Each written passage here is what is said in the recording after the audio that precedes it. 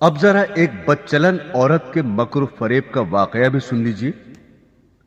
بنی اسرائیل کے یہاں ایک پہاڑ تھا جسے وہ بڑی عظمت والا سمجھتے تھے اور اس کی بڑی عظمت و توقیر کرتے تھے، اور اگر کسی بات کا فیصلہ کرتے وقت قسم کھانے کی نوبت آتی تو اس پہاڑ پر چڑھ کر قسم کھاتے اور اسے وہ سچا سمجھ لیتے۔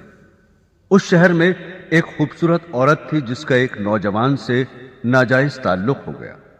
عورت نے اس کو اپنے مکان میں بلانا شروع کر دیا۔ شوہر کو شبہ پیدا ہو گیا۔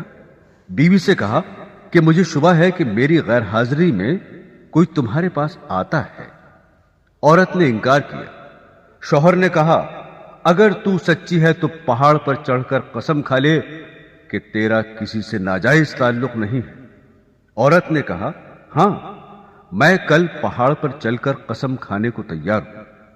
ادھر اس نے اپنے آشنا سے کسی طرح چھپ کر یہ کہہ دیا کہ کل تم پہاڑ کے نیچے ایک گدھا لے کر کھڑے رہنا، میں اور میرا شوہر پہاڑ پر چڑھنے کے لیے وہاں آئیں گے، اور میں شوہر سے کہوں گی کہ پہاڑ پر چڑھتے ہوئے میں تھک جاؤں گی، اس بہانے تمہارا گدھا کرائے پر لے کر میں اس پر سوار ہو کر پہاڑ پر چڑھوں گی۔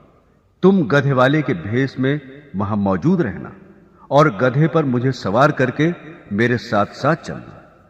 چنانچہ جب دوسرے روز میاں بیوی پہاڑ پر چڑھنے کے لیے گھر سے نکلے اور چلتے چلتے پہاڑ کے پاس پہنچے تو وہاں اس کا آشنا گدھے والے کے بھیس میں گدھا لیے کھڑا ہوا تھا۔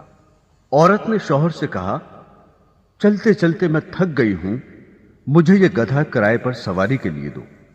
شوہر نے گدھے والے سے کرایہ مقرر کیا اور بیوی کو گدھے پر سوار کر کے تینوں پہاڑ پر چڑھنے لگے۔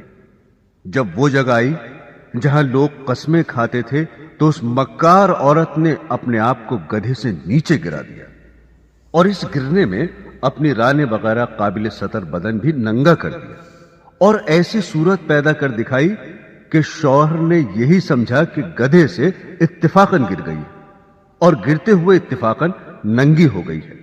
وہ جھٹ اٹھی اور اپنا لباس درست کر کے پہاڑ کی قسم کھانے والی جگہ پر کھڑی ہو کر کہنے لگی میں قسم کھاتی ہوں میرے ننگے بدن کو آج تک تمہارے سوا اور اس گدھے والے کے سوا اور کسی نے نہیں دیکھا۔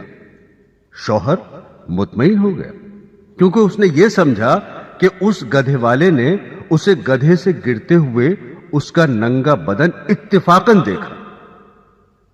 تو دیکھا آپ نے، عورت جب مکر و فریب پر آ جائے تو ایسی چالاکیاں دکھا کر شوہر کو بے وقوف بنا دیتی ہے، لیکن یہ پتہ نہیں کہ آج یہ گناہ کسی مکر و فریب سے چھپا بھی لیا اور کسی کو پتہ بھی نہ چلا تو کل قیامت میں یہ بات نہیں چھپے گی، اس لیے کہ اللہ کو سب کچھ معلوم ہے۔